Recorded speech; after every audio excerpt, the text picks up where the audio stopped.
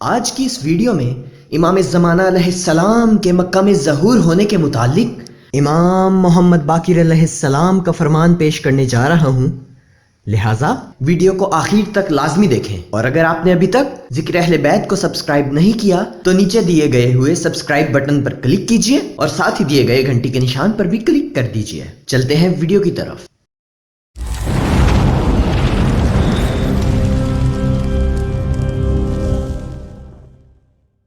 امام زمانہ علیہ السلام مکہ مکرمہ میں خانہ کعبہ سے ظاہر ہوں گے۔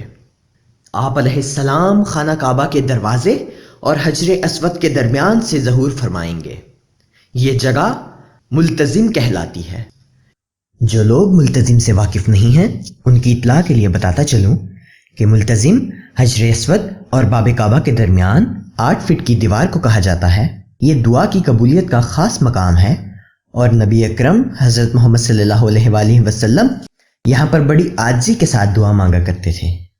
امام محمد باقر علیہ السلام نے فرمایا، گویا میں دیکھ رہا ہوں کہ حضرت قائم علیہ السلام عاشور کے دن جمعے کو رکن و مقام کے درمیان کھڑے ہیں اور جبرائیل علیہ السلام حضرت امام مہدی آخر الزمان علیہ السلام کے سامنے کھڑے لوگوں کو ان کی بیعت کی دعوت دے رہے ہیں۔ حوالہ بحر الانوار جلد 52 صفحہ نمبر 290، حوالہ نمبر 2 غیبہ توسی صفحہ نمبر 274، حوالہ نمبر 3 کشف الغمہ جلد نمبر 3 صفحہ نمبر 252۔ اگر آپ کو ویڈیو اچھی لگی تو لائک کے بٹن پر کلک کیجئے اور کمنٹ سیکشن میں اپنی رائے سے آگاہ کیجئے۔ شکریہ۔